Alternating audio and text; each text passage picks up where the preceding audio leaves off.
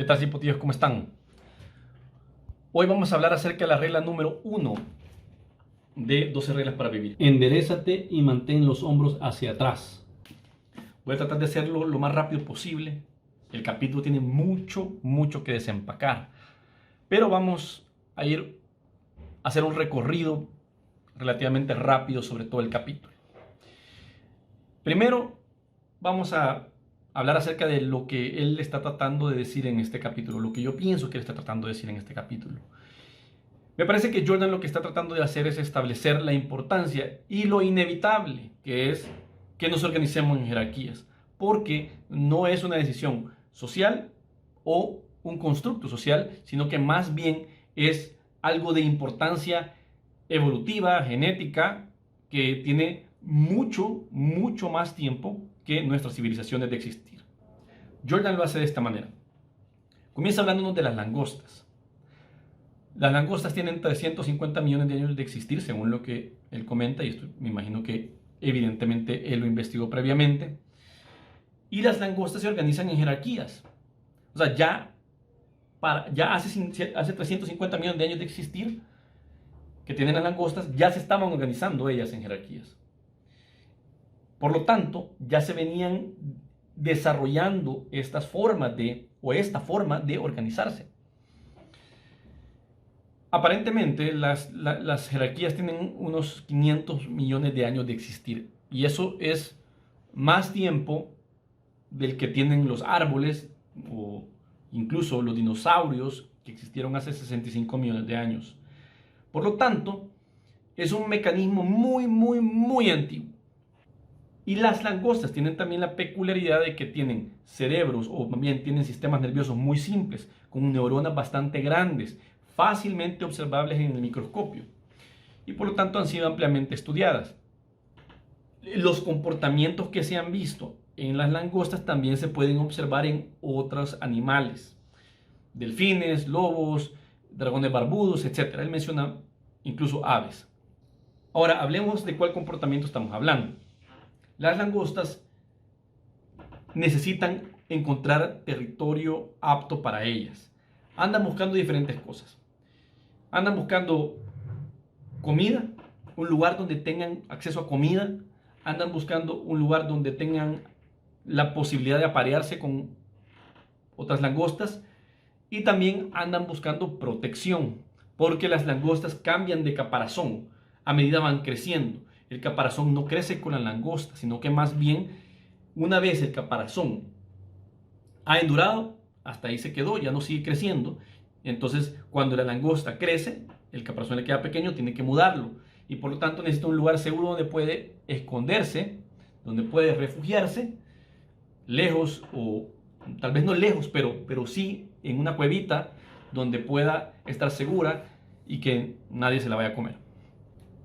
Esto implica que van a haber lugares mejores y lugares peores para vivir. Porque van a haber lugares donde llega más comida, otros donde llega menos comida, o donde tienen mejor refugio o peor refugio. Así que, por lo tanto, puede existir la posibilidad de que dos langostas quieren el mismo lugar. Y ahí es donde entran los problemas. Porque tienen que básicamente pelear por el lugar. Tienen que decidir quién se queda con ese lugar. Y lo hacen, pues, peleando. Primero se miden, segregan un líquido que detecta a la otra langosta y ese líquido les da información acerca de qué tan apta está la otra langosta para ganarle a esta otra. Entonces, una vez han decidido quién es la langosta más fuerte, después de pelear, después de medirse y posiblemente una de las langostas murió o no murió, pues el punto es que en el caso de la que queda viva, o el caso de que quede viva la perdedora, esa langosta perdedora sufre un cambio importante en su cerebro, y es que su cerebro se disuelve y le nace un nuevo cerebro. Y ese nuevo cerebro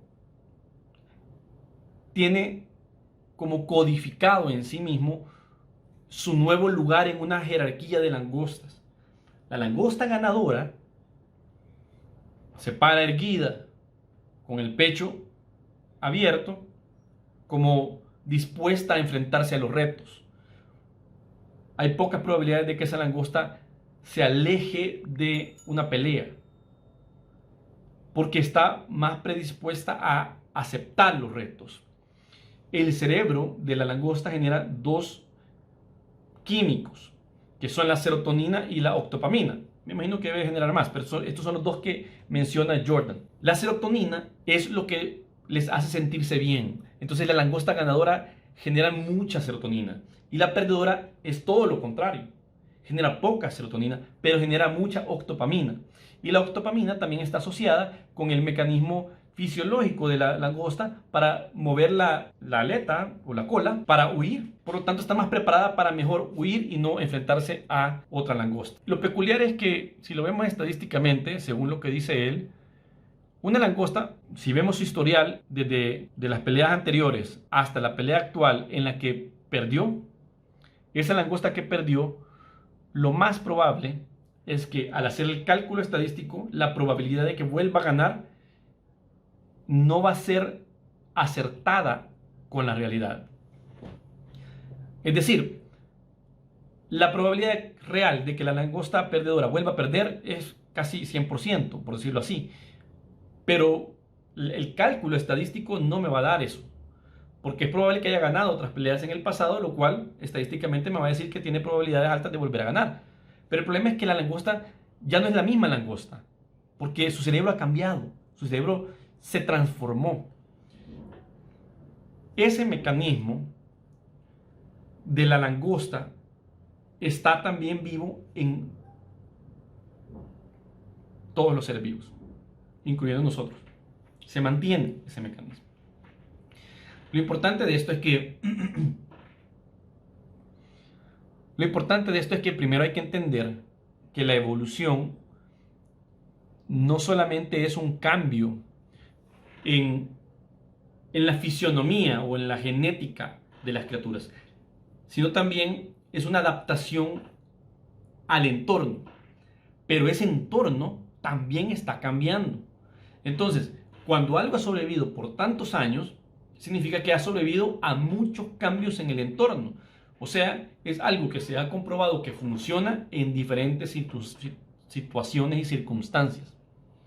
Y ese mecanismo también está en los seres humanos. Aquí es donde entra lo importante para nosotros, porque la forma en la que nuestro cerebro registra nuestra posición es ubicándonos según las reacciones o la forma en la que los demás reaccionan a nosotros. Y la parte que registra esa posición en la jerarquía es excepcionalmente antigua, como lo hemos podido observar. Las jerarquías en sí, menciona él, tienen alrededor de 500 millones de años de existir. Eso fue antes de los árboles, antes de los dinosaurios y antes de nosotros. Si nuestro cerebro nos ubica en la parte baja de la jerarquía, va a generar muy poca serotonina. Pero si nos ubica en la parte alta de la jerarquía, va a generar más serotonina. Como resultado, tú te vas a sentir más seguro si estás en la parte alta y menos seguro de ti mismo si estás en la parte baja. Y si estás en la parte baja, también puedes sufrir de mucha ansiedad, porque en la parte baja de la jerarquía uno no sabe de dónde puede caer el golpe. Mientras que en la parte alta, con la seguridad de ti mismo que tienes, tú estás en control. Ahora, ¿cómo podemos alterar este mecanismo? Primero, veamos cómo podemos hacerle daño, o hacernos daño a través de ese mecanismo. Existen ciclos de retroalimentación positiva, que es como cuando tú hablas a un micrófono, un parlante capta, o más bien emite el sonido, el micrófono lo capta, el parlante lo emite, pero el micrófono luego capta el sonido que emite el parlante, lo amplifica, y el parlante vuelve a emitir el sonido amplificado, y eso genera ese chillido que escuchamos a veces en un concierto o algo por el estilo. Entonces se llama bucle de retroalimentación positiva porque se suma, se incrementa cada vez que se entra en el ciclo.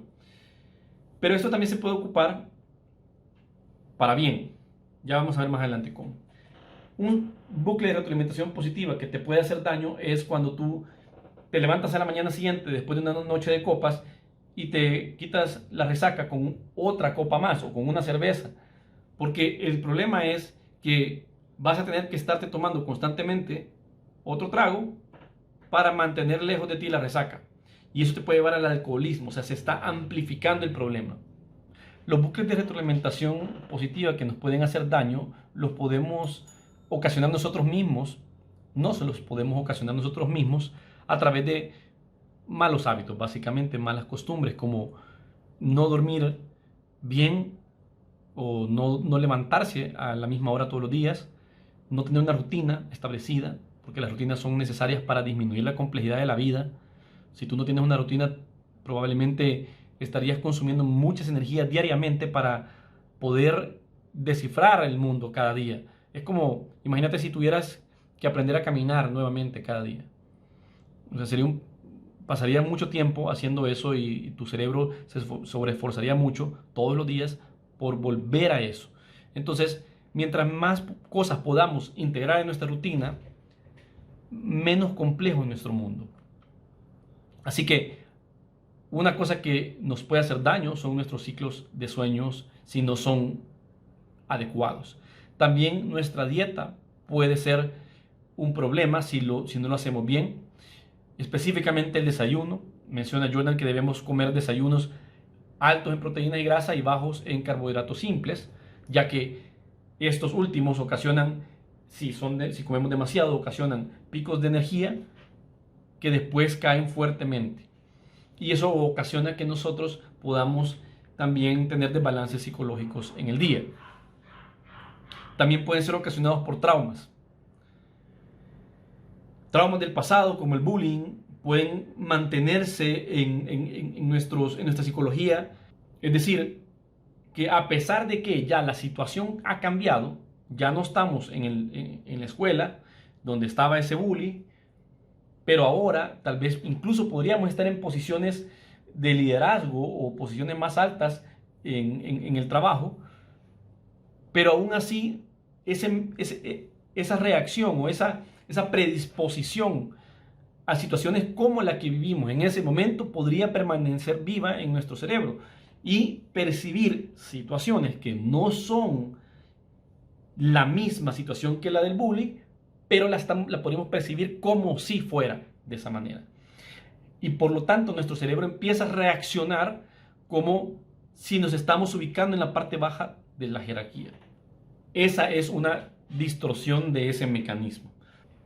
Otro ejemplo que él da que me llamó mucho la atención es que las personas con depresión pueden aislarse de los demás porque se sienten una carga para otros y por lo tanto se aíslan, y eso amplifica la depresión. Así que tenemos que tener mucho cuidado con estas cosas y mantener los ojos abiertos. Ahora, ¿cómo superar esto? Muchas veces las personas que sufren algún trauma pueden sufrir ese trauma porque no saben cómo responder a la agresividad, porque piensan que cualquier forma de agresividad es mala. Más sin embargo, no toda agresividad es mala. Si tú no tienes la capacidad de defenderte, pues probablemente la gente te va a atropellar. Entonces tú tienes que tener la capacidad de defenderte. Pero para esto, primero tienes que pensar o tienes que enfrentarte a axiomas que has ido adoptando durante el tiempo, que realmente son axiomas que pueden ser muy ingenuos. Un axioma es algo que creemos tan cierto y evidente que no requiere demostración. Como por ejemplo, el pensar que toda la gente siempre es buena, o que nadie le quiere hacer daño a nadie más, o que cualquier uso de la amenaza está mal, que todo el mundo es buena persona. El problema viene cuando algún agresor verdaderamente despiadado entra en la ecuación y todos esos axiomas se caen al suelo, porque no es así. No todas las personas buscan siempre hacer el bien. Algunas personas allá afuera realmente quieren hacer daño. Así que hay que calibrar estos axiomas para poderlos utilizar para nuestro beneficio. Si tú estás en una situación como esa, hay que tomar en cuenta de que resistir mucho tiempo la agresión puede generar mucho resentimiento. Por lo tanto, lo primero es hacerse consciente de ese resentimiento. Si tú estás resistiendo mucho a una persona que te está haciendo daño, puede que tú te estés resintiendo por dentro. Y eso es como una bomba de tiempo. Si tú detectas ese resentimiento, Eso te da una idea de dónde están las cosas que están mal. Y eso te va a ayudar también a mantener alejado de ti a esos tiranos o la tiranía en general. Porque te va a llevar a que tú aprendas a reaccionar a ello, para detenerlo, a decir que no, por ejemplo. Y una de las cosas que tal vez puedan ser difíciles para ti es enfrentarte a tu capacidad o aceptar tu capacidad de enojarte, incluso de también poder hacer daño. Porque de hecho eso es lo que le sucede a los soldados después que van a la guerra y se involucran en situaciones muy difíciles y tienen que hacerle daño a otras personas con tal de defenderse a sí mismos y a sus compañeros. Lo peculiar es que esto les ocasiona un estrés postraumático, pero no por lo que les hicieron, sino que por lo que ellos fueron capaces de hacer, que ellos no sabían o no creían que podrían ser capaces de hacer. En la guerra me imagino que tienen que vivir cosas horribles y hacer cosas horribles también con tal de sobrevivir. Y el estrés postraumático en ese caso podría ser por el monstruo que vieron en el que ellos se convirtieron. Y aceptar eso es bastante difícil. Yo no estoy diciendo también aquí que tú te vayas y hagas atrocidades a las personas que te hacen daño, pero más bien observar el hecho de que si tú te estás resintiendo mucho por algo, significa que tú tienes que hacer algo al respecto para que eso se detenga. Y probablemente debes aceptar que eso más bien te enoja. Y debes de alguna forma articular, o sea, es decir, hablar lo que no te agrada. Debes hacerlo para detenerlo. Y eso no está mal en ninguna forma. Entonces, organizar mejor nuestra rutina, muy bien, hacernos de una rutina, levantarnos más o menos a la misma hora todos los días, comer bien, especialmente en el desayuno, identificar nuestros resentimientos, aceptar que también nosotros podemos enfadarnos y podemos defendernos para detener aquello que nos está ocasionando que nos estemos resintiendo. Una vez tú hagas eso, tendrás una mayor capacidad de irte ubicando en posiciones más altas en la jerarquía. Entonces, si tú cambias eso, podemos entrar en cómo utilizar estos bucles de retroalimentación positiva a tu favor. Hay que tomar en cuenta algo. Hay un libro que se llama Presence, de Amy Cuddy. Les voy a dejar el link en la descripción. En ese libro se habla acerca de la retroalimentación entre cerebro y cuerpo. Y se llama Presence porque habla acerca de la presencia que uno tiene en un lugar que se transmite a través de tu postura. Es muy similar a lo que habla Jordan acá. Entonces, lo que ambos están diciendo es que si tú te sientes mal y tu cerebro, si tú, y en este caso, si tú te ubicas en una posición más baja de la jerarquía, tu cerebro va a estar generando menos serotonina y por lo tanto tu postura va a ser una postura como de perdedor, por decirlo así. Vas a bajar la cabeza, los hombros hacia adelante. Y todos conocemos todos nos podemos hacer la imagen de una persona que está derrotada, ¿verdad? El tema es que esa postura se asume inconscientemente, pero tú lo puedes hacer consciente y puedes como cortocircuitar ese bucle, porque el cerebro emite esa señal, tu cuerpo responde con esa postura y tu cerebro responde nuevamente asumiendo o confirmando lo que el cerebro está asumiendo. O sea, se confirma todo en un ciclo.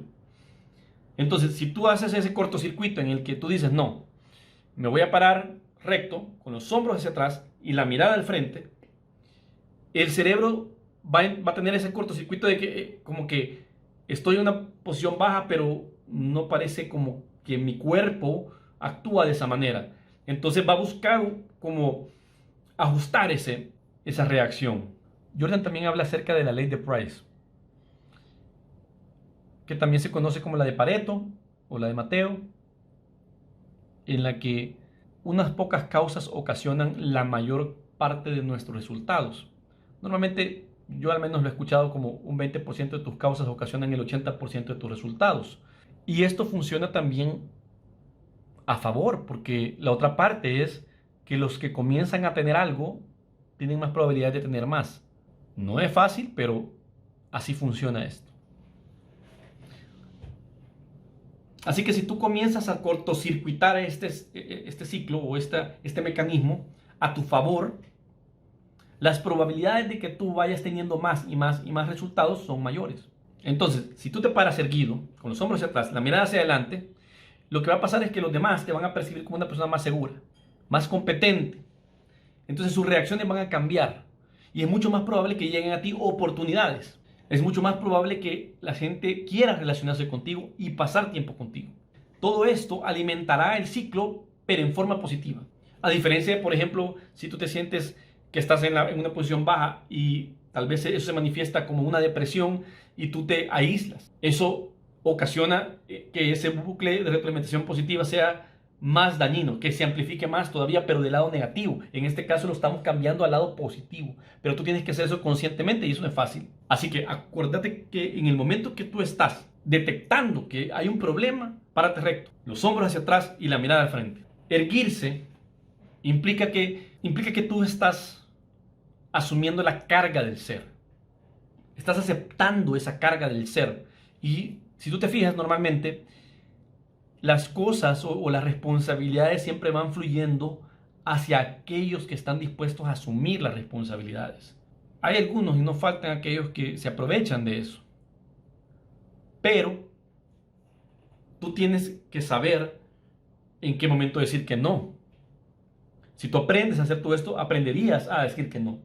Porque la langosta que está en la parte alta de la jerarquía no toma cualquier migaja que le caiga. Si tú te ubicas o si tú haces esto, tú te convertirías en una persona que, además de tener una buena postura, también dejarías claro lo que tú quieres. Aprenderías a decir que no cuando algo no te conviene, alzarías la cabeza, mirarías al frente y la serotonina fluiría, incrementando así las posibilidades de que cosas buenas te pasen a ti y que oportunidades buenas te vengan. Te vas a sentir más tranquilo.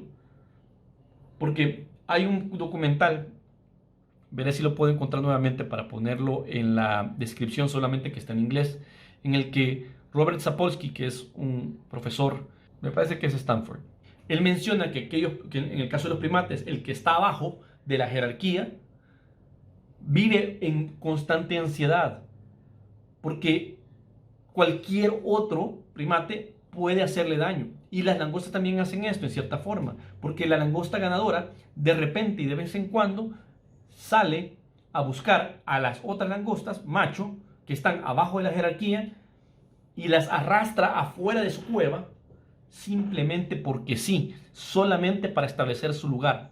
Entonces, aquellas que están en la parte baja de la jerarquía como que viven constantemente alerta, ¿verdad? No saben de dónde va a venir el golpe. Eso les genera mucha ansiedad, mucho estrés.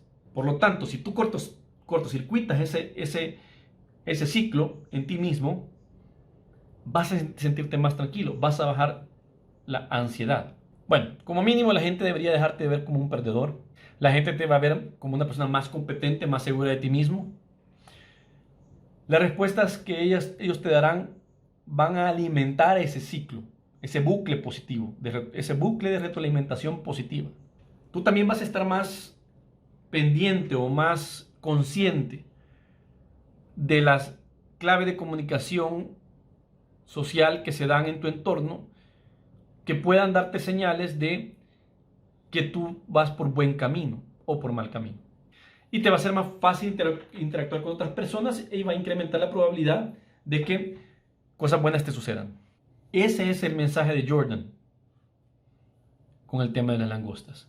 Las jerarquías son necesarias para organizarnos, son la mejor forma en que se ha desarrollado cualquier organismo para organizarse, y que si tú aprendes de las langostas con 350 millones de años de sabiduría, te puede ir mejor. Así que enderézate con los hombros hacia atrás. Ese es el resumen de la primera regla.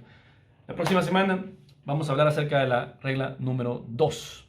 Se llama Trátate a ti mismo como si fueras alguien que depende de ti. Vamos a hablar un poco acerca también del arte de la regla número 2 porque me llamó mucho la atención lo que eso significa. Salud. Aprovecho para invitarte a mi otro canal que se llama Jordan Peterson doblado al español. Te voy a dejar un enlace en la descripción en el que he subido un par de videos en los cuales he traducido esos videos al español en voz, no con subtítulos, para que sea más fácil que las personas de habla hispana puedan escucharlos. Así que se los dejo por ahí y están invitados.